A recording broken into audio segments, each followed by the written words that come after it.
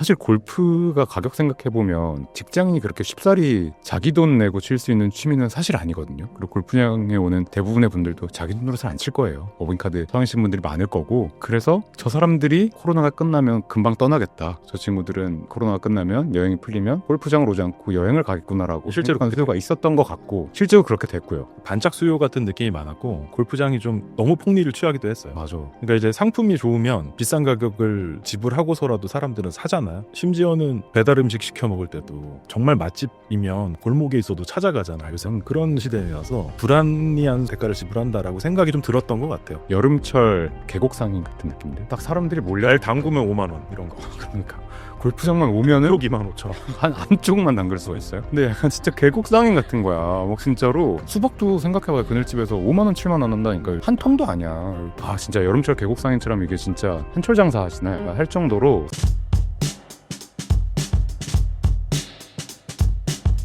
네, 안녕하세요. 오늘은 제가 개인적으로 되게 기대를 많이 했던 주제인데요. 산업에 대해서 요즘에 핫한 산업, 핫한 기업, 그리고 몰락하는 기업 이런 것들에 대해서 이야기를 좀 자세하게 들어보려고 합니다.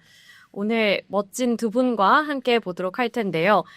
정영근 회계사님. 안녕하세요. 네, 안녕하세요. 그리고 김도영 회계사님과 함께 보도록 하겠습니다. 두 분 제가 유튜브에서는 자주 뵀거든요, 사실. 네, 이제 가끔 이렇게 보고 했는데 실물이 더 뭔가 연예인 같으세요. 연예인 좋은 칭찬으로 연예인도 종류가 많아요. 네. 연예인 연예인이라고 그냥 좋은 불러서 말씀해 주셨네요. 네, 다들 이목구비가 이렇게 자기 주장이 강하셔서 네. 제가 주장을 읽지 말아야 할 텐데. 나이도 벌써. 감사합니다. 네, 저희 시청자분들께서도 좀 더 보는 재미가 있지 않을까 이런 생각을 하면서 시작을 해볼까 합니다. 저희 첫 번째 주제는 골프장 관련해서 좀 이야기를 나눠보려고 하는데요. 사실 골프장이 한때 붐이 있었잖아요. 그렇죠? 진짜 뭐 MZ세대, 제 친구들, 제 또래도 그때 막 한창 치지도 못하는데 일단 머리부터 올리러 간다. 이렇게 얘기를 했었는데 최근에는 좀 그 핫했던 분위기가 사라진 것 같거든요. 조금. 네. 그쵸? 한창 때보다는 좀 죽은 것 같아요. 아무래도 골프가 그 예전에도 머리 올릴 때는 준비 안 되고 가긴 했어요. 그래요? 최근에 몇 년 전에 너무 활성화된 적은 있었던 것 같아요, 확실히. 제가 그때 머리 올리러 간 사람이고 머리 올려주신 분이시잖아요. 그쵸. 진짜요? 그때 한참 호황 때 뭐 2020년, 21년 요때 이제 시작을 해갖고 네. 그때 제가 호황 딱 갔을 때 가시거든요. 코로나 때 유입된 MZ는 아니지만 MZ였어요 그때. MZ였었다. 아, MZ 였어요? MZ의 끝자락에 있었는데 그때 제가 그때 처음 시작 볼 쳤죠. 딱 지금 상황이랑 똑같은. 딱 사람들 몰릴 때 그 흐름에 제가 사람들 한 번 다 하거든요. 그때 혹시 시작하신 이유가 있으세요? 그때 이제 회계사 개업도 했고, 근데 당시에 이제 코로나가 딱 시작을 하니까 네. 사람들을 만날 수 있는 게 굉장히 많이 줄어들었죠. 만날 수 있는 수단들도 많이 줄어들고, 밥을 먹으러 갈 수도 없고, 그래서 만나려면 만날 수 있는 게, 고객사를 자연스럽게 만날 수 있는 게 사실 골프장이었어요. 그래서 골프를 안 할 수가 없는 상황이었고, 그래서 그때 겸사겸사 배워서 나갔고 지금까지 치고 있고. 아무래도 골프가 장시간 사람들이랑 있을 수 있기 때문에 어떻게 보면 비즈니스를 해야 되는 사람들은 필수 불가결하게 사람들을 만나야 되잖아요. 네. 근데 코로나 때 만날 장소가 없는 거예요. 집합금지 뭐 4인 뭐 몇 인 하도 많아서 규제가 바뀌어서 기억도 안 나는데 유일하게 이제 골프 나가서 사람들이랑 장시간 한 4-5시간 있으면서 얘기도 하고 이럴 수 있는 장이 골프장이었던 뭐. 그래서 좀 약간 수요가 몰렸던 말이에요. 그렇죠. 네, 그런 생각도 듭니다. 뿐만 아니라 뭐 네. 여행도 그때 뭐 다 제한이. 해외도 막히고 해외도 막히고 갈 수. 하수리 양식장 같은데. 사람들이 돈 번 컬 어디다 쓰지 하는데 너도 골프장에 쓰니까 여행소로 굉장히 많이 가더라고요. 네. 호재가 겹쳤죠. 그러면 그때는 그냥 일시적으로 그때 코로나가 터져서 그때 붐이었던 거예요? 왜냐면 저는 사실 골프를 치지 않아서 이게 원래부터 붐이었던 건지 아니면 그때만 반짝 그랬던 건지 시기가 겹쳐서 그때 황금기였던 이유가 따로 있을까요? 그거는 도현 회장님이 잘 알 것 같아요. 이게 진짜 그냥 이제 수요와 공급의 법칙으로 보면 돼요. 수요가 많아지면 가격이 올라가고. 왜냐면 골프장이 굉장히 설비 투자가 필요하잖아요. 네. 골프장 수가 되게 한정적이에요. 그리고 이제 수도권 접근성이 좋은 골프장은 더 한정적이고. 그러다 보니까 수요가 많아지니까 당연히 가격이 올라가는 거고. 가격을 올려도 공급량을 다 시장에서 수요가 이루어지니까 네. 소비가 이루어지니까 계속 이제 그런 식으로 우상향을 할 수밖에 없는 그런 상태였던 거죠. 말하신 대로 해외도 막히고 사람들이 비즈니스는 해야 되는데 만날 장소가 또 마땅치 않고 그러다 보면 여러 가지 후대가 겹친 거. 근데 지금 와서 생각을 해보면 저는 그게 당연한 건 줄 알았어요. 왜냐면은 그때 가본 골프장이 저한텐 나의 세계에선 그게 전부였으니까. 그러니까 골프장 원래 이렇게 사람이 붐비고 비싼 건가 싶었는데 이제 그때 대표님이 말하는데 이게 지금 가격이 미쳐 돌아가고 있는 거야 라고 했는데 지금 와서 요즘은 사실 좀 붐이 사그러들긴 네. 했잖아요. 요즘은 그래도 그때보다는 좀 가격도 조금은 내려가는 추세였던 것 같고 전체적으로 좀 시간적인 여유도 그때는 막 빡빡하게 막 밥팀 뒷팀 막 빽빽하게 다녔는데 지금 또 그렇지는 않아요. 반응이. 가격이라는 게 회원권 이런 거요? 아니요, 회원권 아니고 그 우리 그린피. 그러니까 골프장은 가면 그린피, 카트비, 밥 먹고 캐디피넷 요게 한 네 꼭지로 보면 될 것 같은데 네. 이게 전반적으로 근데 또 그렇게 많이 내려가진 않았지만 그래도 뭐 평일 골프 가격은 그래도 조금은 많이 내려간 것 같아요. 주말은 비슷한 것 같고. 네. 아니, 제가 어디서 이렇게, 사실 신사임당 그 유튜브에서 봤는데, 한창 이게 가치가 올라갔을 때는 거의 뭐 강남의 집 한 채 값이다, 골프 그 오볼 하나당. 네, 요새는 강남 집값이 굉장히 그 브로드예요. 스펙트럼이 너무 넓어서 어떤 거 낭만 집까지 해도 모르겠는데 그냥 이제 강남 집값 뭐사 국민평형 한 30평형대가 네. 평당 한 2억 정도 한다. 그럼 60억 정도 치면 그때는 그거를 호가했죠. 이상이었어요. 그러니까 그 2020년, 21년, 뭐 22년 이때쯤 막 이제 매각이 이루어지고 매매가 이루어지고 골프장들은 통상 한 90억에서 홀당 90억에서 한 100억 정도는 봤던 것 같아요. 위치나 어떤 그런 시설에 따라 좀 달랐지만 평가할 때요? 평가할 때 보통 이제 밸류에이션 가치 평가를 통해서 하거든. 그 네. 골프장 평가도 되게 많이 하는데 거기서 평가한 게 이제 영업이익 기준이에요. 에비타 기준, 소위 말하는 에비타 기준으로 뽑는데 그 에비타 10배까지. 진짜요? 네, 그러니까 여기가 뭐 이제 에비타가 감가상각비 차감전 영업이익인데 그게 이제 예를 들어 뭐 10억 나왔다 홀담 그러면은 100억 10배 멀티플 10배 봐서 100억까지 보고 그럼 18홀이면 1800억 거기서 이제 협상 시작하는 거죠. 근데 그러면 이거는 개인적으로 갑자기 궁금해진 건데, 제가 듣기로는 막 담보대출도 골프장 이렇게 해가지고 받을 수 있다고 들었거든요? 그렇죠. 그러면 만약에 코로나 완전 피크 때 그걸 담보로 대출 받으신 분들은 얼마까지 받을 수 있었나요? 근데 이게 담보대출이라는 게 카테고리별로 그 자산이 뭐냐에 따라서 네. 소위 말하는 우리가 담보가치 LTV라고 하잖아요. 론투 밸류라고 해서 담보가치의 몇 프로까지를 이제 대출을 내줄 거냐. 근데 보통 우리 집 살 때는 60%. 강남 쪽은 이제 뭐 하나? 인제는 6억. 요즘 이제 6억. 인제는 6억이지만 근데 이제 그 LTV가 있는데 네. 골프장은 사실 정형화되어 있진 않아요. 왜냐하면 그 담보 가치를 뭘로 갚을 거냐의 문제인데 요거는 빌려주는 금융기관 입장에서는 얘네들 영업 수익으로 그걸 그래요? 상환할 거라고 생각하거든. 네네. 그렇기 때문에 담보 가치는 뭐 몇 거든 60%든 70%든 읽어줘도 정형화된 매물은 골프장이라는 게 하기 때문에 그거를 레버리지라고 하잖아요. 빚 그 담보를 끌어다가 쉽게 얘기해서 빚 끌어다가 자산 사는 게 레버리지 투자잖아요. 네. 그렇게 해서 투자들이 많이 이루어지긴 했는데 네. 그 뒤에 이제 물린 거죠. 쉽게 고점에 그니까요. 그럼 어떡해요? 지금은 왜냐면 약간 그 버블이 약간 꺼졌잖아요. 그냥 물려 있어요. 그냥 물려있는 물려서 계속 이자 부담하면서 아... 왜냐면 이때는 20년, 21년 때는 골프장 영업이익률이 레저 백서라는 책이 있거든. 네. 그 책에 의하면 그게 이제 연구소가 있어요. 한국 레저 산업협회 연구소가 있는데 거기서 발간한 책자인데 거기에 의하면 21년도에 이제 강원도에 소재한 골프장이 영업이익률이 60%. 영업이익.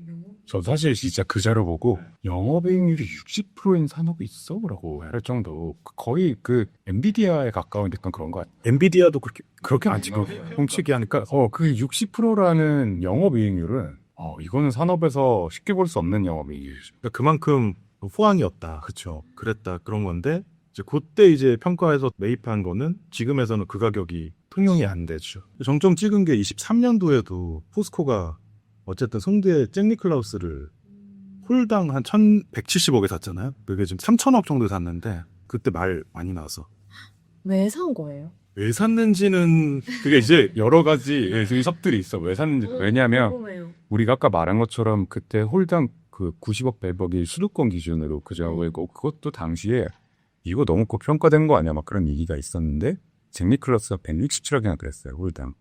그러니까 이거는 진짜 없는 숫자군요. 어떻게 이거를 이렇게 고평가해서 왜 샀냐라고 했는데 이게 포스코의 얘기는 그래요. 그러니까 뭐 그쪽 현장에서 자기네가 뭐 이제 에쿼티 갖고 진행하고 있는 사업도 인천 쪽에 되게 많이 있고 송도에 있거든요. 그런 잭 니클라우스가 네. 뭐 상징적으로 우리 회사가 샀다라고 말하는데 아, 그냥 상징성을 위해. 상징적으로 샀다라고 말씀은 하시는데 왜냐면 잭 니클라우스라는 게 골프 선수잖아요. 네. 골프 선수인데 되게 유명한 골프 선수. 골프 설계도 유명한 설계도 그 사람 이름을 딴 골프 클럽이라 그 처음에 우리나라 설계될 때도 굉장히 핫했고 포스코 송도에 많잖아. 포스코 건설, 뭐 포스코 인터내셔널 계열사들이 많이 송도에 있기 때문에 송도에 있는 그 이렇게 네임드 골프장가 그건 포스코한테 되게 상징적이기는 해요. 하긴 현대차요? 송도에 다 이렇게 있으니까. 맞아요. 현대차가 한전에 그 부지를 샀던 것처럼 사실 당시에 현대차가 한전 부지 삼성동인가 살 때도 이거 너무 저 승자의 저주일 거다라고 했는데 지금은 엄청 올랐어. 엄청 올라가서 반대로 골프장도 당시에 막 167억 그렇게 할 때도 이거 너무 비싼데라고 하는 사람 반면에 아니야 사람들이 유입돼서 이대로 계속 갈 거야 라고 예측하는 사람들도 있었어요. 그래서 골프장은 앞으로도 호황일 거라고 이제 말하는 사람이 있었고 그거에 기반한 평가라면 계속 성장할 거라면 뭐 167억은 제 생각에 좀 높기는 하지만 그래도 뭐 배팅에 아무 근거가 없었던 건 아니죠. 당시에 그래도 괜찮은 수도권 경기권의 골프장이 한 100억에서 비싸야 뭐 100억 언저리에서 증매된 거 생각하면 많이 비싸게 상대. 167은 비싸긴 했어요. 그게 그러면 골프장이 기업 입장에서는 약간 투자 같은 개념인 거죠? 사는 게. 계열사마다 골프장을 다 그러니까 대기업마다 골프장을 다 관리를 해요. 아. 삼성도 뭐 베네스트 그래서 여러 군데 소재하고 있고 한화도 있고 뭐 이랜드도 있고 뭐 다 그런 시기여서 골프장은 다들 갖고는 있어요. 비싸게 매입하는 거는 사실 굉장히 이례적인 뉴스였죠. 당시. 그래서 핫했구나. 그러면 그렇게 핫했던 골프 산업이, 골프장이 지금 이렇게 꺾일 줄 아셨어요? 뭐 다들 고평가에 대해서는 이거 너무 비싼 거 아닌가 이렇게는 생각하셨을 것 같은데 진짜 이렇게 급하게 꺼질 줄 아셨어요? 알았죠.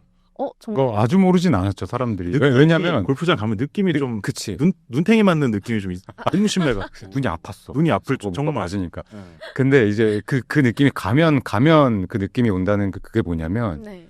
사실 이제 하시는 말씀들이 없었던 사람들이 자꾸 나타난다는 거예요. 그러니까 없었던. 젊은 사람들, 직장인들, 갑자기. 그리고 젊은 여성분들 막 그렇게 나오는데 사실 골프가 가격 생각해보면 직장인이 그렇게 쉽사리 자기 돈 내고 칠 수 있는 취미는 사실 아니거든요. 그리고 골프장에 오는 대부분의 분들도 자기 돈으로 잘 안 칠 거예요. 법인카드 사용하시는 분들이 많을 거고 그래서 저 사람들이 그렇게 외형을 봤을 때 코로나가 끝나면 금방 떠나겠다.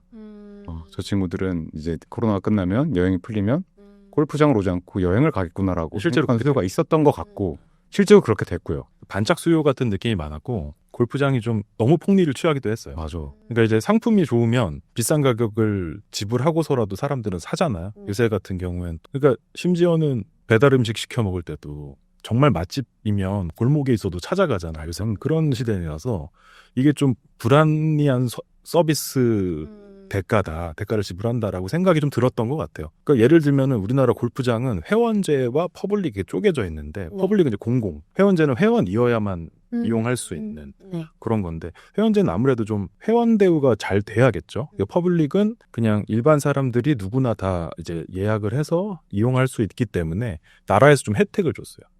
개별 소비세라든지 아니면 세제 혜택을 좀 줬는데 이거를 이제 사람들 수요가 몰리니까 가격을 계속 올리기 시작한. 세제 혜택은 세제 혜택도 받으면서 국가에서 지원은 받으면서 이제 상대적으로 세금 안 내니까 지원이라고 볼 수 있죠. 지원을 받으면서 가격 계속 올리니까 사람들도 알잖아요. 그러니까 이제 기분이 안 좋은 거죠. 왜 가격 왜 이렇게 올려? 여기밖에 없나? 근데 또 계속 가. 왜냐면 자리가 없어. 그렇지. 기분이 안 좋은데도. 근데 저는 약간 그 생각도 들었어요. 그러니까 여름철 계곡 상인 같은 느낌들. 그러니까 딱 사람들이 몰려. 날 담그면 5만 원 이런 거. 그러니까 골프장만 오면은 1억 2만 5천. 한 안쪽만 담글 수가 있어요. 근데 약간 진짜 계곡상인 같은 거야. 막 진짜로 발을 한철 5만 원이야. 한철 그러니까 수박도 그렇지. 생각해봐요. 그늘집에서 5만 원, 7만 원 한다니까. 이거 한 통도 아니야. 이렇게 주는데, 그러니까 약간 진짜 여름철 계곡상인처럼 이게 진짜 한철 장사 하시나 약간 할 정도로 사람들의 약간 가심비를 건드렸죠. 가심비를 만족시키지 못했죠. 근데 반대로 코로나 때 또 몰려갔었던 게 하나 있어요. 그 넷플릭스 사람들이 그때 회원들이 아. 늘었잖아요. 네네. 그러니까 어떻게 보면 코로나라는 그 시장의 상황에서 넷플릭스도 사람이 몰렸고 또 골프장도 사람이 몰리는 그 트렌드가 있었는데, 사실 넷플릭스는 코로나가 끝났는데 넷플릭스는 뭐 계속 늘어나고 있을 뿐만 아니라 CGV가 힘들어졌고 영화를 보러 가지 않는 트렌드로 바뀌었죠. 네. 반면에 골프장은 사람들이 에이 나가자, 뭐 비싸기만 하고 약간 그렇게 굳이 심리적인 만족이 되지 않는다라고 생각하고 사람들이 많이 떠났죠. 다른 스포츠, 뭐 테니스로 떠나고 러닝으로 가고. 러닝으로 가고. 네. 그 러닝 잠깐 러닝 많이 해갖고 요새 정형외과가 잘 된대요. 갑자기 엄청 잘 돼. 그러니까 그래서 돌아오면 엄청 잘 되고. 네. 근데 그러니까 이게 골프장 욕심 부린 거죠. 욕심 부렸죠. 시설 투자를 더 했어야 되는데, 예를 들면 이제 그 골프 칠 때는 우리나라에선 카트를 타고 다녀요. 네. 다른 나라도 타고 다니지만 코스 안에 막 들어갈 수 있거든요. 저희는 일부 골프장 제외하고는 잔디상 한다고 못 들어가요. 그럼 이제 카트를 타고 다니는데 저 같은 사람 4명이 갈 때도 있어요. 카트가 너무 좁아요. 네. 솔직히 한 명은 입석이야. 뛰어왔으면 좋겠어. 뛰어가야지. 그런 상황이. 그런 상황인데 좁은 카트를 넷이 타는데 그거를 이제 돈이 계속 올라. 그 카트 값을. 예를 들어 처음에는 8만 원, 한 5년 전엔 8만 원이었는데 그게 지금 거의 다 10만 원으로 올랐거든요. 근데 그게 골프장 입장에서 보면 설비 투자잖아요. 네. 카트 뭐 수를 늘리던가 예를 들면 그래야 되는데 설비 투자는 전혀 없이 그냥 같은 돈만 계속 올리니까, 그러니까. 사용료만 올리니까 회계상으로는 그 카트가 뭐 4천만 원이든 5천만 원이든 간에 금세 본전을 뽑는 거예요. 쉽게 얘기하면. 그러고도 계속 폭리를 추구하니까 사람들이 뿔 난 거. 진짜 너무 폭리를 추구했고, 일례 중에 하나 그것도 있어요. 여름에 아이스 아메리카노가 네. 10,000원, 아, 그래요? 10,000원 또는 10,000원 넘잖아요. 근데 그래도 이거를 그 전반전 끝나고 나면 네. 한번 리필은 공짜로 해줬었어요. 근데 어느 순간 어느 골프장들이 갑자기 리필 값을 받기 시작한 거예요. 이거는 좀 인정상해. 이건 빈정상하지. 그다음 가심비를 크게 건드렸지. 그리고 골프가 사실은 어려워요. 그렇다고. 그래서 얘기했어요. 그만둔 수도 있어. 그것도 근데 솔직히 굉장히 맞는 말이에요. 그치. 너무 화가 나요. 네. 치고 있으면 이게 이렇게 어렵게 만든 게 맞나, 스포츠라는 걸. 보람도 못 느끼고 돈은 뜯기고 그렇죠. 계속 돈은 나가는데 집에 가면서 화만 나고 집에 가면서 기분이 좋지가 않은 날들이 있죠. 너무 못 쳐가지고. 내기도 하지 않으세요? 내기 해가지고 그때 많이 따갔죠, 저한테. 내기 많이 해요. 뭐 내기한 거 얘기해도 돼요? 내기 많이 하는데 그렇게 비싸게 하진 않았어요. 그렇구나. 1,000원짜리로. 골프장 몰락에 대해서 조금만 더 이야기를 들어보자면 예. 제가 보니까 법인카드 규제도 되게 영향이 셌다고 들었거든요. 세죠. 그게 어떤 영향이 있었던 거예요, 정확히? 법인카드라는 게 네. 사실은 법인카드란 딱 말만 들으면 뭔가 두 가지 기분이 공존해요. 기분 좋기도 하고, 이거는 이런 관점으로 제가 만약에 저랑 정현근 회계사나 큰 회사를 다닐 적이 있었어요. 네. 그때는 법인카드가 내 돈이 아닌 것이었어요. 좋죠. 내 돈이 아니고 뭔가 제가 고객을 만나서 영업을 위해서 써도 되는, 그러니까 약간 그런 규정 안에 쓸정 안에 쓸 수 있는 그런 느낌이었는데, 지금 저희가 이제 사업주가 되고 나니까 법인카드는 좀 아껴 쓰면 좋겠는데 그래도 필요하면 좀 써야 되고, 이런 필수 불가결한 양날의 검인 것 같은 네네. 동전의 앞뒷면이 있는 그런 약간 느낌으로 들리거든요. 근데 공교롭게 저희 둘 다 세무 업무를 오래 했어요. 법인 세무 쪽을 오래 했는데, 네. 국세청을 통상 저희는 과세당국 그렇게 표현을 하거든요. 과세당국이라 표현을 하면 법인카드로 골프를 치는 거에 대해서 별 색안경을 좀 끼고 봐요. 기본적으로. 그리고 이제 얼마 전까지만 해도 저희 손익계산서라고 이제 회사의 실적을 나타내는 재무제표 중에 종류 중에 하나고, 손익계산서라는 표 안에는 네. 접대비라는 항목이 있었거든요. 공식 명칭이 접대비였어요. 네.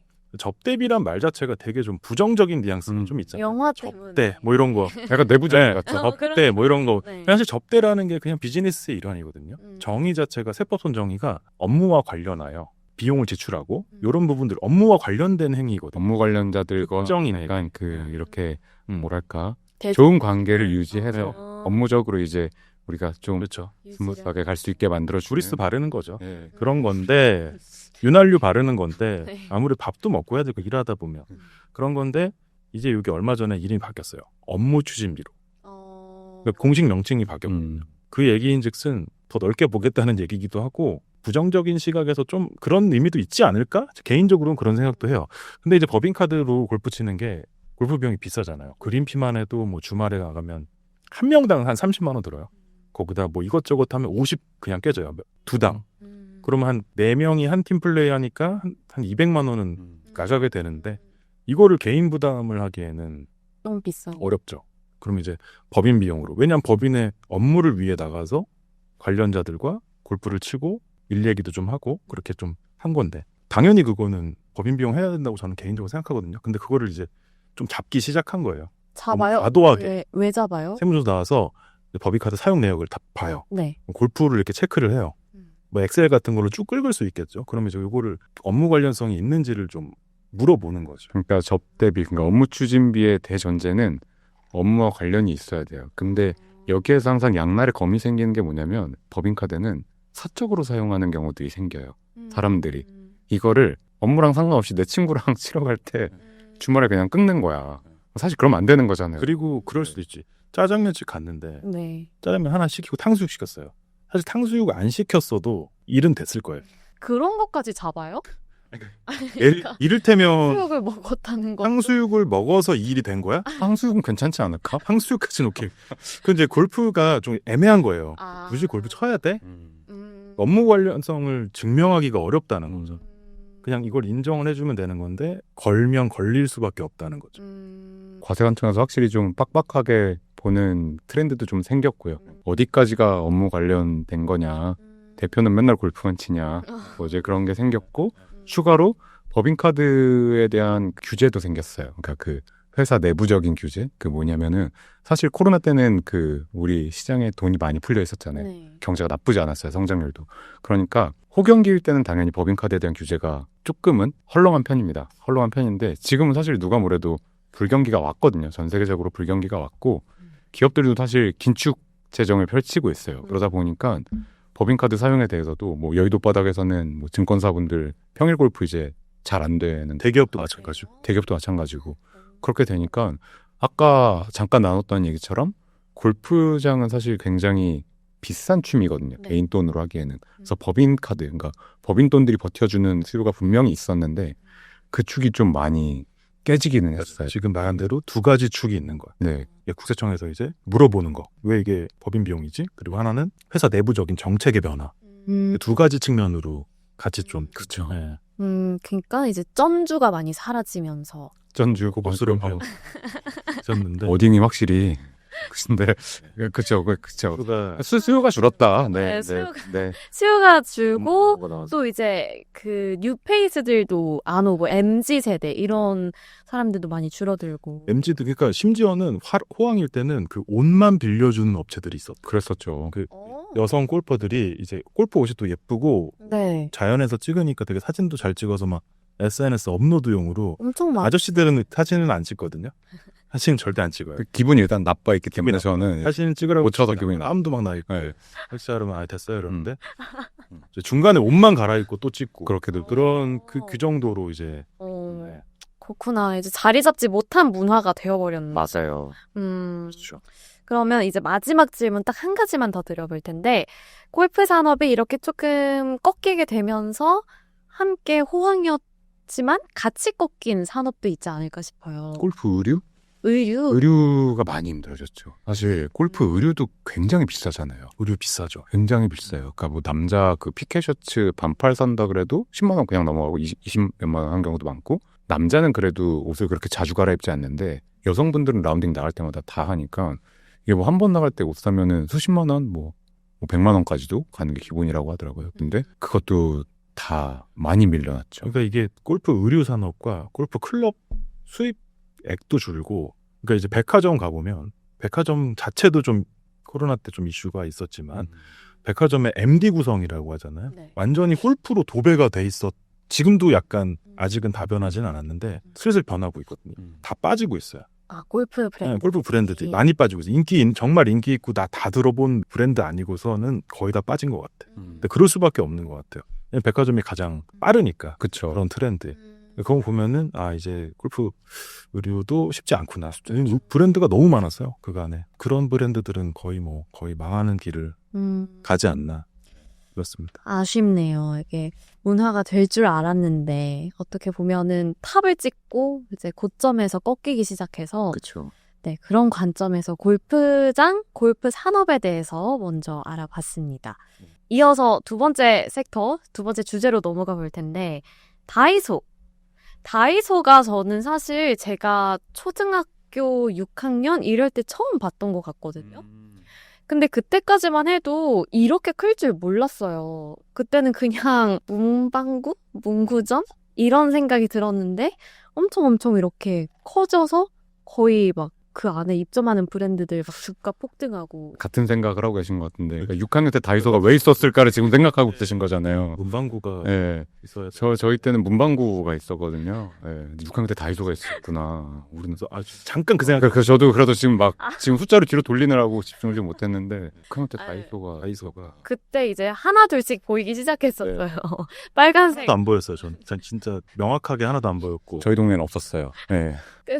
그때는 이제 품목이 많진 않았는데 좀 신기하긴 했죠. 어린 마음에. 근데 이게 이렇게 커져서 막 화장품도 들어오고 들어오는 뭐 브랜드들 주가 급등하고 막 이렇게 될 줄은 몰랐는데 건물주가 이제는 스타벅스 들어오는 것보다 다이소 들어오는 거를 더 좋아한다고. 네네. 왜 그런 거예요? 그러니까 사실 스타벅스를 가장 좋아했었죠. 맛이 없. 그거는 떴어요. 정적으로. 그것도 문제. 그 종이빨대를 없애야 돼. 근데 그건 좀 이제 부차적인. 인정. 그쵸. 종이빨대 진짜 싫어요. 종이만.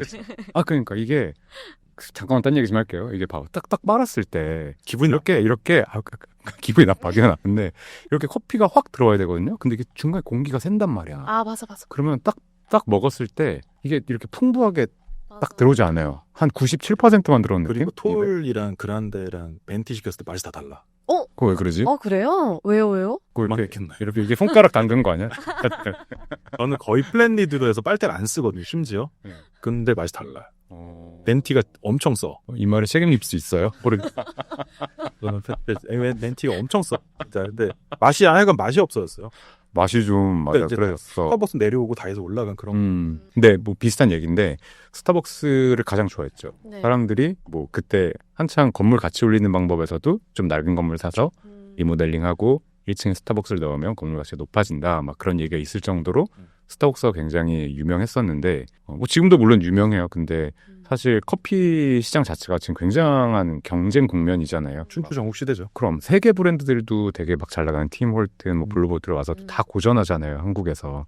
그러니까 커피 시장 자체가 굉장히 경쟁기에 접어들었고 그런 측면에서 스타벅스도 되게 고전하고 있어요. 오기 전에 영업이익률도 제가 한번 찾아봤는데 영업이익률 굉장히 널뛰기를 해요. 좀 뭐 길게 한 10년으로 놓고 보면 낮아지는 추세라고 봐야 될 것 같고 물론 매출액은 높아지고 있는데 그게 뭐 새로운 굿즈 판매라든지 막 이제 그런 새로운 거를 뭐 만들어내고 뭐 매출 단가를 올려서 그런 거지 경쟁 국면에 있어서 영업이익률이 흔들리고 있어요. 근데 스벅은 건물주 입장에서 생각을 해보면 대부분 변동 임차료 방식으로 되게 많이 쓰거든요. 뭐 고정으로 내는 경우도 있지만 퍼센트 계약을 하니까 매출액의 몇 퍼센트 뭐 그렇게 가는 경우가 많단 말이에요. 그리고 스벅은 주로 1층, 2층 그 건물에서 가장 좋은 곳을 쓰죠. 반대로 임대인 입장에서는 내 자산 중에서 제일 좋은 걸 스벅한테 내주는 건데 얘가 경쟁 국면을 갖고 얘가 영업적으로 흔들리기 시작한다는 거는 사실 건물주한테 부담이거든요. 이건 부담이 될 수밖에 없어요. 자기의 가장 코어 자산을 어떻게 보면 위험에 노출시키는 거니까. 근데 반대로 다이소는 고정계약인 경우가 많습니다. 그렇게 한 이유는 다이소는 일단 유통업을 하고 있고 얘네는 그 리스크를 굉장히 싫어해요. 재무제표로 보면은. 그 정확한 걸 좋아합니다. 그래서 그냥 고정으로 그거를 놔두고 그냥 가기 때문에 어떻게 보면은 다이소가 좀 더 안전한 임차인이라고 해야 될까요? 어떻게 보면은 뭐 스벅도 아직은 뭐 그 위상이 다이소에 비해 크게 떨어져 막 그런 건 아니겠지만 다이소의 위상이 굉장히 많이 높아졌고 안정적인 임차인일 뿐만 아니라 강한 집행력을 가져 있다는 게 사실 스벅한테 크게 밀리지 않기 때문에 요즘 건물주들이 굉장히 다이소를 선호한다고 알려져 있어요. 다이소가 그럼 지금 매출이랑 영업이익 다 잘 찍혀요? 계속 우상향하는 추세예요? 계속 우상향하고 있어요. 영업이익은 거의 뭐 우상향한다기보다 뭐 조금 상향이긴 하지만 이 재무제표는 이 손익계산서는 그 목표한 그 율을 맞추기 위해 되게 이렇게 고도화되어 있는 손익계산서처럼 되어 있거든요. 매출액은 계속 올라가고 있고요. 이익률도 흔들리지 않고 뭐 굳이 따지자면 상향하고 있다고 봐야 될 것 같아요. 영업이익률이 뭐 사실 이번에 9.4%뭐 그렇게 나올 거예요. 2024년 네. 이제 기준으로 영업이익률이 한 3조 후반대 매출에 영업이익률 한 10% 되는 것 같아요. 거의 10%. 거의 10% 가요. 3,700억 정도 했으니까. 이런 도매 회사에서 영업이익률 10% 나오는 게 높은 편이죠. 상당히. 네, 여기 제조하는 데는 아니니까. 그렇죠. 그러니까 통상 이렇게 팔려면 원가율이 굉장히 낮은 회사이거나 아니면 그 명품들처럼 네. 단가가 높아야 되는 거죠. 원가에 비해서. 그럼 그런 거에서 나올 수 있는 이익률인 건데 근데 네. 이게 어쨌든 명품 그런 거랑은 완전 다르니까 전혀 다이소가. 다른 거죠. 예. 그러면은 비결이 결국에는 원가가 낮다는 거예요? 그러니까 이게 맞아요. 대학생한테 노트북 하나 파는 거랑 네. 초등학생 100명한테 알사탕 하나씩 파는 거랑 게임인데 알사탕은 쉽게 가주지. 알사탕은 괜찮거든. 부담이 별로 안 가요. 그럼요. 무서운 회사예요. 그러니까 그래서 그 롯데 같은데 흔히 예전 어르신들 보면 껌 팔아서 건물 세웠다 뭐 이런 얘기 하잖아요. 실제로 그런 비즈니스를 하고 그렇죠. 왜냐하면 1,000원씩 팔아가지고 영업이익률 9.4%면 94원 정도 남기는 거거든요. 네. 근데 매출이 한 4조 정도 해요. 근데 사실 들어가면은 다 1,000원은 아니야. 솔직하게. 1,000원, 3,000원, 5,000원 뭐 그 정도 되는데 그래도 1,000원 비율이 한 50% 된다고 해요. 그 처음에 상품 그런- 품목에서. 처음에 그런 느낌으로 네. 마케팅을 시작했으니까. 네. 네. 그래서 1,000원씩 하면은 4조 원을 이제 1,000으로 나누면 40억 정도가 되거든요. 엄청난 회사. 그러니까 하나 팔면 94원 남긴다 치면 94원이 40억 개가 있는 거예요. 네, 그러면 사실 나쁘지 않죠. 저도 저런 거 하고 싶어요. 네. 근데 다이소처럼 이렇게 가격으로 밀어붙인 거잖아요. 가격이랑 양이랑. 이거는 또 갑자기 궁금해진 건데, 막 테무랑 쉬인 이런 애들은 좀 살짝 그러니까 망하는 건 아니어도 좀 한국에서 하다가 좀 그렇죠. 지는 것 같은데, 걔네는 왜 자리를 못 잡은 거예요? 거긴 품질 이슈가 있어요. 솔직히. 다이소보다 더 안 좋아요? 다이소는 좋죠. 다이소는 다이소는 좋죠. 그래도 해무는 반품을 안 해가. 가진 가져가잖아. 안 가져가더라고. 우리한테 버린 거야. 그치. 그래서 그건 마음에 들다. 나한테 버렸다. 그건 마음에 들어. 왜냐면 수익공제 같이 줘야지 그러면 반품을 신청했는데 환불은 되고 안 가져가더라고. 그러더라고요. 품질 이슈가 있다라고 명확하게 얘기하는 건 좀 리스크 있으니까 있을 것 같다. 네, 그렇지. 근데 다이소는 우리가 다이소를 표현하는 그 말 한마디를 딱 정의하자면 가성비예요. 그렇죠. 가성비인데 가성비가 그 테무같이 가격만 싸고 성능이 막 너무 이상한 그런 거가 아니라 사실 다이소는 품질이 괜찮아요. 괜찮죠. 쓸만하게 괜찮죠. 괜찮고 사실 그걸로 지금 수십 년 동안 명성을 쌓아온 기업이거든요. 그니까요. 막 요즘 화장품 브랜드들도 되게 많이 입점시키잖아요. 되게 싸게 해가지고. 맞아요. 그러면 화장품 브랜드들은 돈이 남아요? 그러니까 다이소한테도 떼주는 게 있을 거고, 화장품은 남죠. 가격도 싸게 주잖아요. 맞아요. 근데 그 다이소의 특성은 뭐냐면 다이소의 판가는 사실상 뭐 크게 세 개로 정해져 있어요. 1,000원, 3,000원, 5,000원 그렇게 돼 있잖아요. 그 가격을 정해놓고 원가율을 맞춥니다. 원가율을 사실상 거기에 맞춰요. 그 매출 원가율로 놓고 보면은 원가율이 한 62%, 한 63% 이렇게 왔다 갔다 하거든요. 그러니까 1,000원짜리 물건을 우리가 팔 거면 네. 이거에 대한 원가를 떼오는 가격을 620원 정도에 무조건 맞추는 거예요. 620, 30원 정도로. 그렇게 상품 구성을 해요. 전 세계를 돌아다닌다고 합니다. 품목별로. 이 가격에 맞출 수 있는 방법을 찾아서 전 세계로 돌아다니고 일례로 최근에 그 여기 건기식이 많이 들어갔잖아요. 그래서 막 뭐 네. 비타민이 왜 이렇게 싸 막 했는데 그 락토핏 유산균 있잖아요. 음. 그게 통상 그냥 우리 밖에서 사면은 50호에 2만 원 뭐 이렇게 한대요. 근데 요거를 이제 다이소에서 팔면서 어떻게 했냐면 50호를 일단 17호로 줄였어요. 17번 줄이고 그리고 포장을 좀 막 다 간소화시켰어요. 그리고 다이소니까 당연히 대량으로 발주했겠죠. 그렇게 해서 5,000원에 맞춘다 그러더라고요. 5,000원에 일단 판매할 정해놓고 거기 다 맞추는. 맞아요. 가격 정해놓고 거기다 원가를 맞출 수 있도록 바잉을 해옵니다.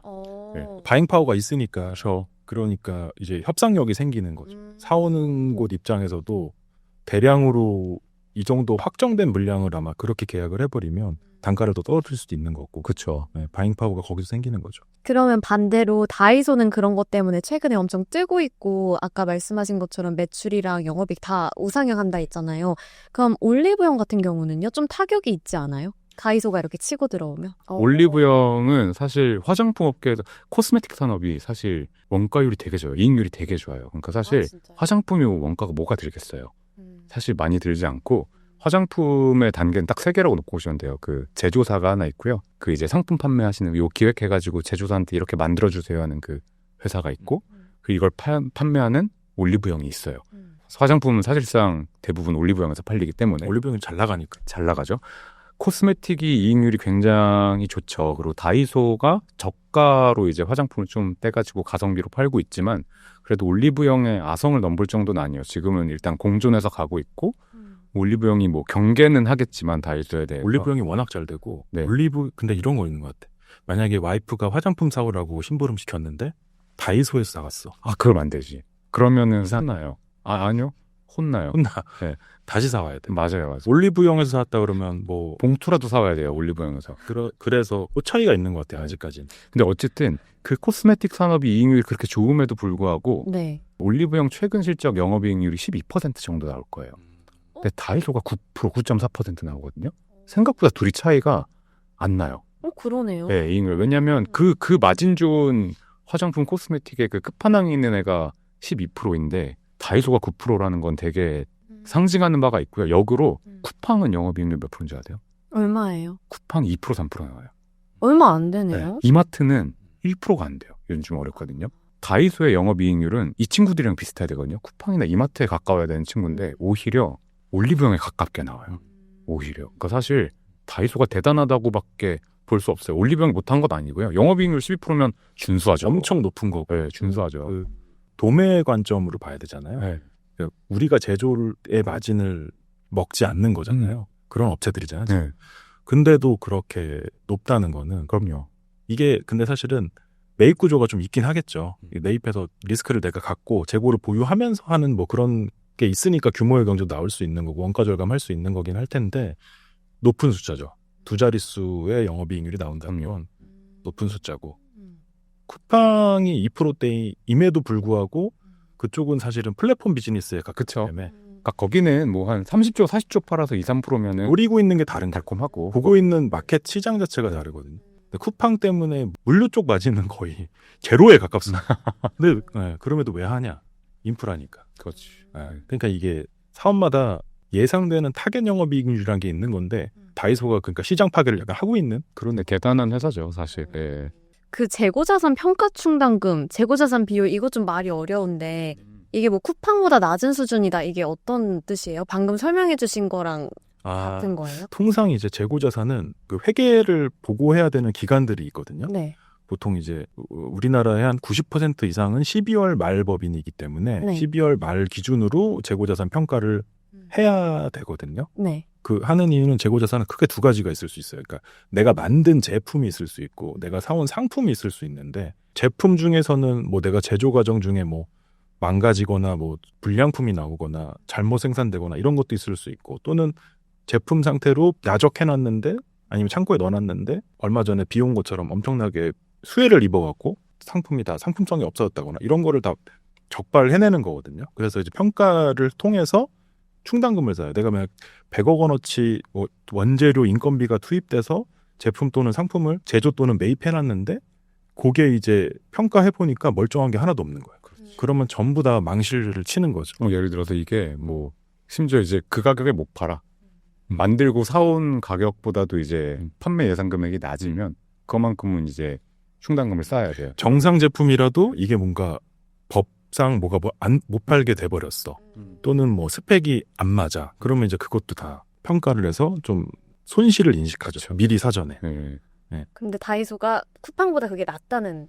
낮아요. 다이소도 매입 구조잖아요. 네. 매입해서 보관하고 창고에 보관을 하는 일부 구조잖아요. 그런 구조인데도 불구하고 쿠팡도 마찬가지죠. 왜냐하면 쿠팡도 풀필먼트 센터에서 보관하고 있거든요. 그래서 이제 빨리 배송이 될 수 있는 B2C로 빨리 배송이 될 수 있는 포인트 중에 하나긴 해요. 그게. 근데 다이소도 좀 비슷해요. 다이소도 물류창고 큰 게 있잖아요. 맞아요. 다이소는 그 대신에 B2C 배송이 아니고 네. B2B로 배송하죠. 대부분 B2B라고 네, 봐야죠. 그냥 이제 대리점으로 그쵸. 배송하는 거니까 유사하게 재고 보유를 하고 있지만 좀 더 뭐 재고자산 평가 충당금 비율이 낮다. 요거는 사실은 그러니까 어떤 구조상에 나오는 건 아니고 어떤 재고의 보유 규모나 요런 데서 온 게 더 클 것 같아요. 근데 취득원가랑 충당금 비율을 제가 한번 비교를 해봤는데 이렇게 하고 24년 기준으로 다이소가 취득원가 대비 충당금이 2.4%, 뭐 한 2.4, 2.5 정도 나오고요. 쿠팡은 7.7 정도가 나와요. 훨씬 높네요. 훨씬 높 3배 높네. 비율이 훨씬 높은데 그 이유를 공시하고 있지는 않지만 사실 쿠팡도 회전 잘 되고 다이소도 회전 잘 되는 회사인데도 그렇게 차이가 나는 건 저는 사실상 세 가지 이유라고 봤어요. 일단 첫 번째로 다이소는 신선식품이 없어요. 그럴 수 신선은 사실 며칠 안에 못 팔면 가는 거거든요. 그러니까 이거는 사실 충당금을 써야 되는 상황들이 분명 생길 거예요. 신선이 없다는 게 되게 크고 그 두 번째가 전자제품 같은 하이테크성 상품도 없어. 그러니까 뭐 예를 들어서 지금 갤럭시 20 팔면 안 팔리잖아요. 그 되게 오래된 거 팔면 안 팔리잖아요. 그런 재고는 사실 다 떨어야 되는데 다이소는 그것도 없어요. 생활용품만 파니까. 그리고 세 번째, 방금 한 말이랑 비슷한데 언젠가 팔릴 제품들만 가져 있어요. 얘네는. 크게 유행 타는 게 없다고 얘네는. 두면은 언젠가 팔릴 법한 애들을 가져 있기 때문에 다이소가 전 이것도 좀 전략적으로 한 거라고 봐요. 물론 생활용품이지만 재고 위험 갖는 거를 거의 안 가져옵니다. 위험 있는 걸 가져오지 않아요. 얘네는. 그런 것 같아요. 다 뭔가 쓸만한 것들만 있는 것 같아요. 네네. 가면은. 언젠간 쓸 수 있는 것들. 뭐 예를 들어서 수세미 같은 거 이게 무슨 저관여 재산이에요. 이거 저관여 자산. 뭐 누가 잘못해서 내 바구니에 넣어놨으면 이거 누가 넣어놨어 하면서도 또 살 수 있는 어차피 필요한데 사갈까 싶을 법한 되게 이렇게 네. 부담 없는 제품들이 많기 때문에 다이소가 이미 그렇게 상품 세팅 자체를 그렇게 한 거고 근데 테무에서 하면 안 오잖아. 안 오고. 안 오는다고 생각했는데 근데 필요한데. 필요한데 안 오지. 안 오는데 그치. 골프 가야 되는데 옷이 안 와. 벗고 가. 라운딩은 끝났어. 이게 다이소는 확실히 쿠팡이랑 차이 나는 건 그건 거 같아요. 네네. 딱 이제 그 범위. 범위. 팔고 파는 판매 어떤 범위. 그런 범위. 근데 이건 쿠팡이 잘못한다기보다 다이소는 굉장히 그 쓸데없는 돈을 안 쓰고 싶어 한다는 게 재무제표에서 되게 많이 보이거든요. 그런 걸 놓고 봤을 때 재고 위험도 우리는 최대한 없는 걸로 가져가겠다라는 취지로 익혀요. 네. 그렇구나. 그러면 경영권 관련해서 다이소 하면 옛날에 뭐 일본 브랜드다. 그렇죠. 이런 얘기 있었는데 그거는 오해인가요? 아니면 오해가 아니었는데 오해를 받은 건가요? 애매해요. 근데 일단 지금 일본 기업이 아닌 거는 확실하고 다이소라는 이름은 어디서 왔냐. 네. 그건 일본에서 온 게 맞아요. 일본에서 온 거는 확실히 맞고요. 전 옛날에 그렇게 생각했어요. 다이소를 약간 네. 다이소 이렇게 약간 아저씨처럼 그렇죠? 뭔가 이렇게 좀 네. 귀엽게 이름을 바꾼 다이소 줄 알았어요. 이런 건가? 진짜로 근데 그랬다고 해요. 그 회장님이 가져올 때 뭐 그런 느낌도 드는 것 같아서 그냥 이대로 유지하자. 네. 그게 일본어인 건데 일본 회사가 이제 한국 다이소에 처음에 34% 지분을 투자를 했었어요. 130억 정도를 투자한 걸로 알고 있는데 그러면서 이제 이름도 쓰는 걸로 허용을 해줬어요. 무상으로. 그래서 한국에서 그렇게 시작이 된 게 다이소. 뭐 일본의 한자를 그대로 읽으면 뭐 대창산업인가 뭐 그렇게 뭐 전혀 다른 이름으로 읽히는데 아무튼 한국에서는 그 일본어 음절 그대로 다이소라고 가져서 시작을 했고 마치 다 있는 것처럼 네. 모든 생활용품이 다 있는 것처럼 해가지고 시작을 한 게 다이소가 맞고요. 그렇게 해서 커지다 보니까 뭐 지금은 뭐 매출 4조짜리 기업이 된 거고 근데 다만 뭐 이제 일본이 경영권적으로 막 간섭을 했냐 그렇진 않았어요. 그러니까 34%의 지분이었고 경영의 독립성도 보장을 했고요. 한국 박정부 회장님이 이제 그 다이소의 창립자이신데 그 박정부 회장님의 그 경영권도 다 보장을 해줬어요. 그래서 일본 지분이 일본의 자금이 조금 들어와 있기는 했지만 뭐 경영권이나 뭐 오너십 자체는 사실 뭐 문제가 없었다고 봐야 되고요. 그렇게 계속 운영을 해왔고 심지어 이제 23년에 일본의 지분도 다 털어냈죠. 근데 일본이 처음에 130억 투자해서 들어왔다고 말씀드렸잖아요. 근데 요 이제 일본 지분 내보내는 거 다 내보내는데 쓴 돈이 5,300억. 5,300억. 네, 아유 뭐 달콤한 그러면 130억 투자해서 5,300억 받은 가져가신 거죠. 예. 뭐 존버가 크게 승리했죠. 와, 대박. 존버의 대승. 예. 근데 사실 기업을 경영하면서 성장을 이 정도 했기 때문에 네. 어떻게 보면은 주주권자로서의 당연한 행위이지 않을까라고 저는 생각을 해요. 이제 거기에서 일본계냐 한국계냐를 그런 거를 가지고 말하기는 좀 어려울 것 같고 어쨌든 우리나라 소비자들에게 물건을 열심히 팔아서 축적된 재원으로 이제 해외로 배당이 나갔으니 좀 그렇게 생각은 할 수 있지만 어떻게 보면 당연한 거다. 네, 잘 나가는 다이소. 앞으로도 더 잘 나갈 수 있을까요? 여기서? 뭐 제 생각에는 이대로 가다가는 더 잘 될 것 같아요. 왜 그러냐면 쿠팡 같은 경우에도 몇 년간 계속 조단위 손실을 보다가 지금 이제 엄청나게 빛을 보고 있잖아요. 지금 이제는 거의 물류도 직접 뭐 이제 그 시장에 아예 자산 운용사를 만들어 뭐 그럴 계획도 갖고 있다고 하니까 아마 다이소도 그런 식으로 전후방 통합도 생각할 수 있지 않을까. 네. 근데 지금 재무제표 정영근 회장님께서 말씀해 주신 것처럼 계획된 어떤 틀 안에서 움직이는 회사의 느낌이 강하다라고 느낌이 나요. 했을 때는 아마 큰 어떤 또 성장에 좀 발목을 잡을 수 있지 않을까. 근데 애초에 그게 없지 않을까. 성장하는 요인이 사실 두 개 정도 있다고 저는 봐요. 뭐냐면은 첫 번째로는 불경기가 왔어요. 불경기가 왔고 사실 다이소가 이게 사실 불경기에 시작한 기업이라고 봐야 돼요. 한국에서도 이게 크게 뜬 게 언제냐면 IMF 끝나고 한 99년부터 IMF 시대죠. IMF 딱 그 시대 들어가서 99년에서 2001년 때 이때 한 1호점에서 100호점 확 늘렸던 회사예요. 그러니까 이 회사의 시초도 사실 불경기에 있는 거고 당연하잖아요. 사람들이 가성비를 따지는 건 불경기 때 따지는 건데 지금 불경기가 왔어요. 반대로 놓고 보면 경기가 나쁘지 않았을 때도 다이소가 선전을 한 거예요. 이 친구는 홈 경기가 시작된 겁니다. 지금까지 원정 경기가 가지고 골 넣고 다닌 거예요. 근데 지금은 내 홈구장 불경기 시대로 왔어요. 그럼 다이소는 사실 시장 상황상 사람들이 더 여기로 많이 몰려갈 거고 두 번째로 다이소가 온라인 매출이 터지기 시작을 했어요. 온라인이 올해 상반기 기준으로는 이제 월 100억 정도를 찍을 거라고 해요. 월 100억이면은 그래도 이제 1년으로 놓고 보면 그냥 단순 계산이면 1200억까지도 가는 거죠. 점점 늘어날 거고. 근데 제가 다이소 앱 써봤는데 제일 힘든 게 뭐냐면 최소 주문 금액이 2만 원인가 3만 원인가 걸려 있어요. 근데 그걸 채우기가 쉽지가 않아요. 왜냐면 다 단가가 낮으니까. 1,000원짜리를 하면 20개를 골라야 되는 거야. 그러니까 이게 한편으로 되게 이거 뭘 더 고르지 하면서도 반대로는 진짜 저렴하게 잘 공급을 하고 있구나라는 생각이 들고 쿠팡한테도 쉽게 밀리지 않을 것 같은 게 다이소가 사실 이건 다이소의 브랜드의 그냥 파워가 하나 된 건데 가성비. 여기서 산 거면 싸게 산 거야라는 그 이미지를 이미 사람들한테 다 각인을 시켜놨기 때문에 다이소가 두 가지 그러니까 불경기가 왔다는 거 하나 그리고 온라인이 점점 커지고 있다는 거 그렇게 놓고 봤을 때 저는 성장할 거라고 봅니다. 불경기 쪽에서는 불경기에서 성장 포인트는 확실히 있을 것 같고 온라인 시장 쪽에서는 이거는 약간 어떨지 모르겠다. 왜 그러냐면 원체 마진이 판매 단가가 높지 않기 때문에 이야기한 대로 2만 원 채우기도 힘들어. 그런 상황인데 이제 거기서 배송비 빠지고 이렇게 되니까 어쩌면 온라인 매출이 역마진을 볼 수도 있을 수도 있겠다. 갑자기 막 손실 찍히는 거 아니에요? 결국에는 온라인까지 성공하려면 물류 쪽까지도 품어야 되거든. 그 엔드 배송까지. 그러니까 이제 마지막 라스트 마일이라고 하잖아요. 고객 손에 전달해주는 그 비용이 사실 제일 물류에서 비용이 제일 큰데 그거까지 내재화를 시켜야 되는 좀 장기적인 관점이 필요할 수도 있겠다. 그 생각을 좀 저는 들긴 해요. 네, 다이소를 조금 더 기대해 보면서 다음에도 뭔가 더 올라간 상태에서 얘기를 나눠볼 수 있으면 좋겠다는 생각이 듭니다. 조금 더 MZ스러운 쪽으로 이렇게 뭔가 점점 좁혀지는 것 같아요. 골프장에서 런던 베이글 뮤지엄으로. 아저씨부터 시작해서 많이 왔어요. 많이 내려왔어요. 저는 베이글 좋아해요. 네. 베이글 좋아하세요? 베이글, 예. 런던 좋아하시잖아요. 여러분. 런던 좋아요. 작년에 갔다 오잖아요. 저희 와이프 유럽병이 있어갖고 네. 2년에 한 번씩 가야 돼요. 유럽을 안 가시면 좋겠다. 런던. 양약으로만 다스릴 수 있는 병이어서. 한약을 써봤는데 안 되더라고요. 무조건 유럽을 가셔요. 베이글 진짜 좋아하는데 저희 집 옆에 진짜 맛있는 베이글 집이 있어요. 어디예요? 이따가 말씀드릴게요. 네. 이름이 뭐예요?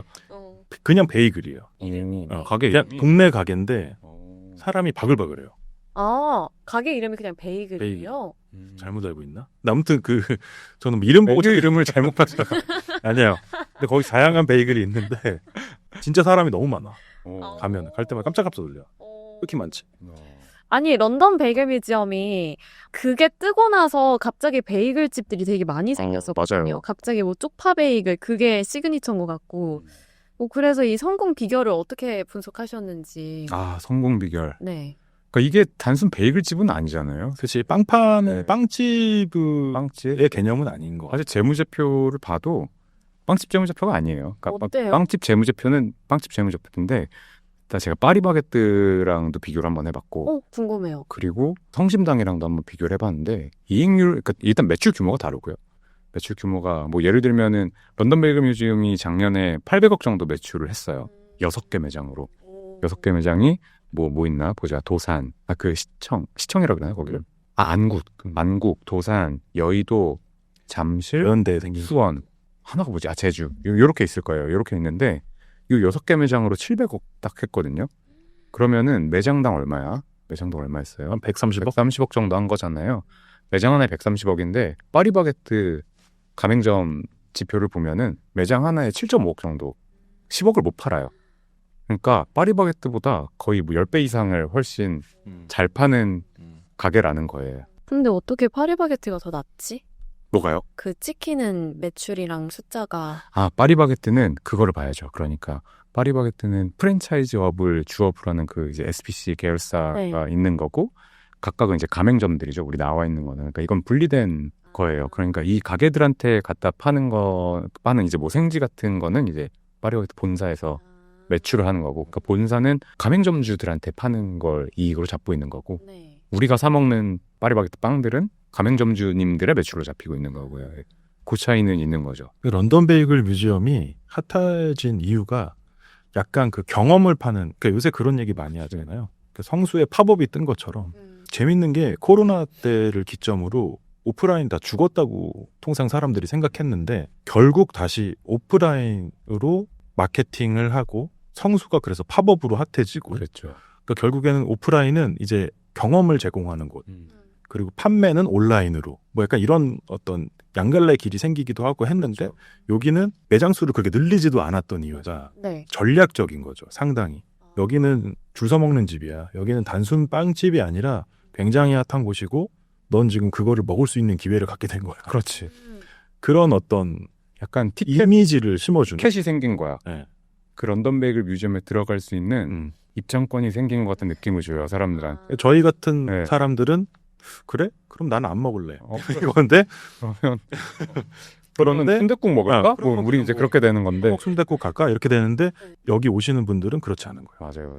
이게 요새 어떤 트렌드를 관통하는 그 산업을 그런 느낌인 것 같아요. 더현대도 보면은 비슷한 느낌이잖아요. 여기 생겼잖아요, 지하에. 더현대에 보면 진짜 젊은 분들도 엄청 많아요. 외국인들 엄청 많아요. 네. 가보셨나요? 네. 많이 가보셨나요? 근데 저는 가서 항상 줄이 길어서 그냥 안 기다리고 다른 데 가기는 했거든요. 저희 과신데요, 그러면? 순댓국 드시러 오세요. 그럼 누가 기다리는 거지? 우리 직원 한 명이 런던 베이글 뮤지엄 일주일에 3번씩 먹는 친구가 있어요. 저희 회사가 그 고양이 더현대 덕담이 앞에 있어가지고 네. 대기를 걸면 캐치 테이블 대기를 걸면 월요일부터 목요일까지는 이제 여의도 더현대에 있는 거는 안 돼. 원격으로 되는 거죠. 그러니까 뭐 몇 분 뒤에 입장하라고 뜨면 그때 가서 찾아오더라고요. 그걸 그렇게 밥으로 많이 먹더라고요. 근데 그렇게 맛있냐라고 했을 때 어떻게 생각하세요? 그 말에 책임질 수 있으면 저는 맛있어요. 저도 맛있어서 한 얘기고. 맛있긴 해요. 네, 맛있긴 진짜 맛있어요. 네. 네. 근데 그렇게 맛있냐는 거죠. 그러니까 형 집 앞에 있는 베이글보다 맛있냐는 거죠. 아니, 뭐 거기는 이제 네. 특정 상호를 얘기할 수는 없지만 그런 어떤 전체적인 이미지 메이킹의 달인이다. 맞아요. 그게 여기는 재무제표에서 F&B가 아니다. 성심당 네네. 재무제표를 보면은 이게 성심당이 작은 매장에서 밀가루 팔아서 제일 잘 버는 게 성심당이잖아요. 여기가 그러니까 매출 총이익률이 46%, 그러니까 원가를 한 54% 쓰는 거예요. 영업이익률이 24% 정도 나오는데 좀 매출 총이익률에 집중을 했으면 좋겠어요. 그러니까 진짜로 이거 빵 만드는 비용인 거니까. 매출 총이익률이라는 게 이제 매출에서 네. 딱 직접적인 매출 원가만 차감한 게 매출 총이익이거든요. 네네네. 그게 그러니까 원가율이 한 54%라고 보면 돼요. 저기가 성심당이. 네. 근데 런베뮤는 매출 원가율이 38% 나와요. 둘이 거의 뭐 한 12%까지 차이가 나는 거예요. 그러니까 두 가지 의미가 네. 있겠죠. 런던 베이글 뮤지엄이 비싸게 판 수도 있는 거죠. 좀 단가가 높다라고 생각할 수도 있는 거고. 왜냐면 성심당도 꽤나 많이 팔잖아요. 그럼요. 그럼 이제 재료비는 사실 어느 정도 이미 설계가 다 돼 있을 텐데 무슨 빵 만들 때 얼마 들어 이게 다 공식처럼 레시피가 있을 건데 거기를 뛰어넘는 그 매출 총이익률이라는 거는 네. 그 입장료가 있는 거라니까요. 그 프리미엄이 붙어 있는. 맞아요. 근데 딸기 씨를 어떻게 이렇게 싸게 팔았을까? 성심당은 딸기 많이 넣던데. 딸기 밭이 있는 거 아니? 직접. 그럴 수도 있다. 직접 경영하시는 거다. 가능해요. 그건 저희가 다음번에 오면 조사해 네, 올게요. 나중에 알려주세요. 혹시 네. 알게 되면. 그 런던 베이글 뮤지엄 하니까 또 하나 그 핫했던 브랜드가 노티드잖아요. 근데 런베뮤는 잘 버티고 오히려 아직까지도 그 희소성이랑 이런 걸 잘 지키는 것 같은데 약간 노티드는 옛날에 분명히 핫해서 제가 성수동에 있는 막 합업도 갔던 것도 기억이 나는데 요즘에 약간 심리가 사람들 심리가 노티드 갔다 오면 뭔가 핫한 데 갔다 왔다는 느낌이 안 사고 들어요. 없어요. 예. 이게 그러니까 그 앞서서 아직은 런베뮤가 성공했다고 볼 수는 없어요. 그러니까 노티드처럼 될 수도 있는 거죠. 노티드처럼. 맞아요. 이게 왜냐면 지금 매각 얘기가 어쨌든 어느 정도 나오고 정리가 되고 있는 상황이잖아요. 2000억 후반대에 매각된 거니까 네. 누가요? 런베뮤가요. 2천억에 팔렸어요. 팔렸잖아요. 네. 그러니까 2천억에 2천억 2천억. 대에 팔린 거예요. 2천억에 2천억이라고 표현해요. 네, 2천억에 팔렸잖아요. 네네. 그러니까 결국에는 얘네들이 이제 그 어떤 자기들 브랜드 가치를 잘 지켜서 결국에는 매각까지 성공을 한 거잖아요. 네. 그럼 이제 앞으로가 되게 중요한 거죠. 이렇게 될 수도 있는 거예요. 이게 노티드처럼. 그러니까 노티드의 사례 때문에 런베뮤는 어떻게 보면은 진짜 감명교사를 얻었죠. 그러니까 사실 그때 당시에 사람들은 런베뮤랑 노티드를 되게 같은 선상에서 비교를 했거든요. 네.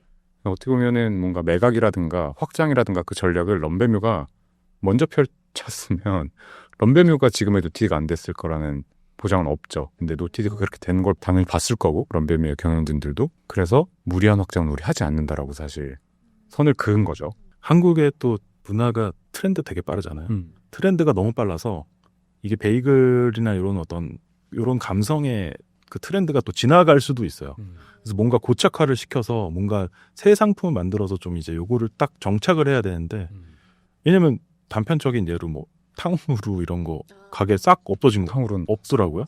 아예. 그리고 그 다음에 무슨 두바이 초콜릿 이런 거 잠깐 했다가 다 사라지고. 옛날에 막 대만 카스테라 이런 거. 그러니까 원체 이제 SNS나 바이럴 마케팅이 자동 홍보 시스템이 좀 있잖아요. 에코시스템 막 돌아가잖아요. 그냥. 근데 그들도 이제 뭔가를 새로운 걸 홍보하려면 계속 뭔가 신선하고 사람들한테 관심이 있어야 되기 때문에 런베뮤도 결국에는 이런 어떤 타겟층을 잘 잡아서 좀 롱런하는 브랜드가 안 되면 노티드처럼 되기 십상이다. 그 매각할 때 보통 기업 가치를 뭘 보고 평가해요? EV 에비타로 하죠. 예, 통상 회계상으로는 EV 에비타의 개념을 가장 많이 가지고 해요. EV 에비타라는 게 EV가 그냥 엔터프라이즈 밸류예요. 기업 가치란 뜻이고 네네. 에비타는 뭐 앞서 한번 말씀드렸지만 에비타가 EBIT가 영업이익. 삼각전 영업. 삼각전 영업. 삼각전 영업이라고 해서 뭐냐면은 감가상각비라는 개념 같은 거 회계상의 개념이에요. 그러니까 실제로 돈이 나가는 비용이 아니거든요. 그러니까 영업이익이라는 걸 계산할 때 감가상각비가 차감되어져서 나온 게 영업이익인데 여기다 감가상각비를 더해요. 그 개념이 뭐가 되냐면 이 영업에서 창출되는 현금 흐름, 영업에서 그 현금을 창출할 수 있는 힘이라고 생각을 하시면 돼요. 그게 에비타고 그걸 기준으로 사람들이 기업 가치랑 비교를 해서 비율을 보죠. 멀티플이라고 표현하기도 하고요. 그래서 그걸 기준으로 이제 그러면 이 기업의 가치가 고평가됐다, 저평가됐다라는 거를 좀 다른 기업이랑 비교해서 판단을 하죠. 보통 매각되면 더 잘 되나요? 그건 너무 케이스 바이 케이스인데요. 제가 마지막으로 기억나는 게 스타일 난다? 스타일 난다가 화장품. 스타일란다 품 그는 엄청나게 잘 매각한 사례죠. 그 뒤로는 스타일란다가 잘 안 보인다. 잘 안 보이긴 해요.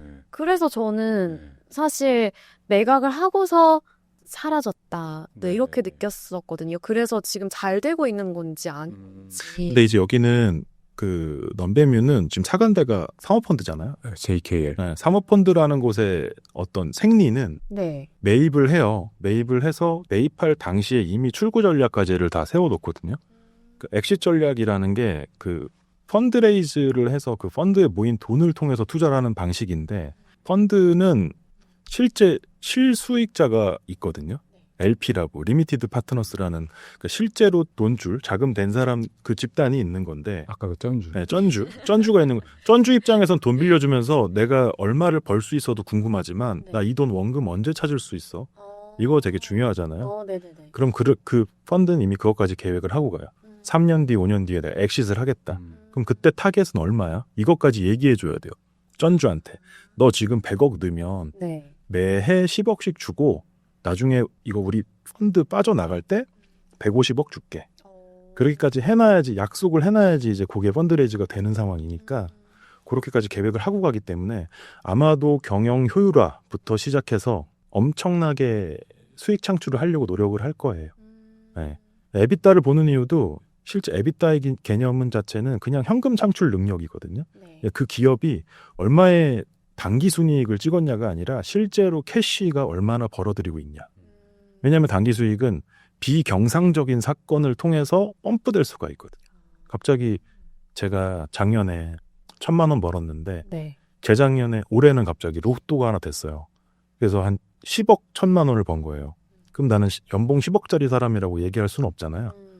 근데 그런 비경상적인 그런 그 손익을 제외시키는 게 에비타의 개념.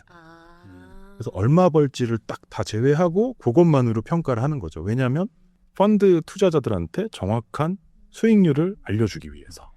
근데 그게 생리예요. 그 얘기 하셨잖아요. 그러니까 그렇게 손바뀜이 되고 나서 네. 또 뭐 그럼 다 잘 되냐라는 취지로 다시 돌아가서 생각을 해보면 어려워요. 어려워. 어렵다는 얘기, 그 판단하기 어려운 건데 첫 번째로 뭐냐면은 일단 이 브랜드 뭐 스타일난다의 사례도 네. 그렇고 럼베뮤도 당연하고 창업자의 뭐랄까 그 창업자의 생각과 뭔가 철학, 자신의 철학이 다 들어가 있는 건데 어쨌든 경영진이 또는 주주가 교체되는 거거든요. 그러면은 분명 부딪히는 포인트들이 나와요. 그런 럼베뮤 같은 경우 어떻게 됐죠? 럼베뮤 일단 지금 대표가 남기는 했는데 뭐 어쨌든 대신 시어머니들이 엄청 시어머니들이 많이 왔지. 시어머니가 한 명이 아니라 여러 명이 온 거니까 사실 그렇게 놓고 아침상을 10번 차려야 돼. 시어머니들. 아이고. 그쵸. 진짜. 뭔가 뭐 제사도 갑자기 지내야 되고 막 이제 한다고 생각을 해보세요. 그러니까 되게 부딪히는 지점들이 많이 생긴다는 점에서 그 기존의 가치와 철학을 지키지 못하는 사례들이 있고, 근데 반대로 또 뭐가 있냐면 네. 럼베뮤를 이렇게 기획해낸 그 이제 대표님의 역량이 굉장히 대단했죠. 대단했지만 지금 어떻게든 확장을 해야 되는 단계로 가고 있는 건 맞아요.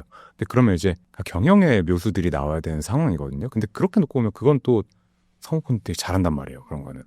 그래서 어떻게 보면 회사의 패러다임이 지금 바뀌는 시기로 놓고 봤을 때는 이 손바뀜이 꼭 나쁘지는 않은데 지금의 이 철학, 그러니까 지금의 이 가치를 어떻게 지켜나가느냐 그거랑 이제 부딪히지 않게 되게 잘 정확한 포인트죠. 조율해 나가야 되는 거죠. 바로 이렇게 전략과 미래까지 설명을 해주셨네요. 아, 그래요? 끝났나요? 전략과 미래. 음. 대충 들은 것 같기는 한데 혹시 관련해서 관점이 다른 부분이 있으실까요? 아니 저도 되게 유사한 관점이고 네. 그 특히 펀드가 매입했다는 거는 말씀드린 대로 그 명확하거든요. 요번에 왜 홈플러스 사태를 봐도 너무 잘 알 수 있잖아요. 냉혹해요. 안 나오면 바로 치는 겁니다. 실적 그런 거기 때문에 하는 거고. 아마 이거를 2천억까지 주고 산 이유가 있을 거예요. 이미 내부적으로는 이거는 2천억 이상 이렇게 표현하면 뽑아 먹을 수 있겠다라는 그럼요. 생각을 하기 때문에 내부 요구 수익률이라는 게 있기 때문에 아마 그거 이상은 하려고 노력을 할 건데 이제 처음에 럼베뮤가 이렇게 2천억에 매각할 수 있었던 게 그 어떤 브랜딩이나 어떤 브랜드의 가치, 이미지 이런 거였는데 그런 걸 잃지 않는 선에서 이제 최초 경영자의 어떤 철학이나 잘 이어나가면서 또 그 대신에 또 펀드가 들어왔으니 또 경영 효율화, 전문 체계적인 시스템을 통해서 이미지는 구축을 그대로 하되 또 내부적인 경영이나 프로세스는 좀 더 효율화하는 그 두 가지 톱니바퀴가 맞아 들어가야지만 앞으로도 잘 되고 나이스하게 엑시트 해서 할 수 있겠죠. 예. 그래서 아마 이런 부분이 잘 돼야지만 이게 앞으로도 잘 좋아지지 않을까? 저도 같은 생각을 하고 있습니다. 아직 해결해야 될 과제들이 여러 개가 남아있네요. 그래서 또 어떻게 차근차근 해결해 나가는지 그 과정에 함께 해주셨으면 좋겠습니다. 그걸 분석해주는 거에 있어서. 얼마든지 언제든지 불러주고 언제든지. 저희는 할 말이 항상 많기 때문에 말 못해서 아주 저도 너무 궁금한 게 막 계속 들으면서 추가 질문이 생기고 하는데 늘 이렇게 시간이 저희의 발목을 붙잡습니다. 그래서 화장품도 궁금하고 여러 가지가 궁금한데 또 기회가 된다면 두 분과 함께 또 다양한 산업들, 섹터들 분석을 해보도록 하겠습니다. 그러면 저희 여기서 한번 인사를 드려볼까요? 저 왜 막방은 아니죠? 저희 아닐 거예요. 또 아닐 나올 것 수 있나요? 알겠습니다. 궁금한 게 많습니다. 오늘 이렇게 함께 해주신 정영근 회계사님 그리고 김도현 회계사님 감사합니다. 네, 감사합니다. 저희는 이쯤에서 마무리 지어볼게요. 안녕. 손 흔들어 주세요. 네. 네.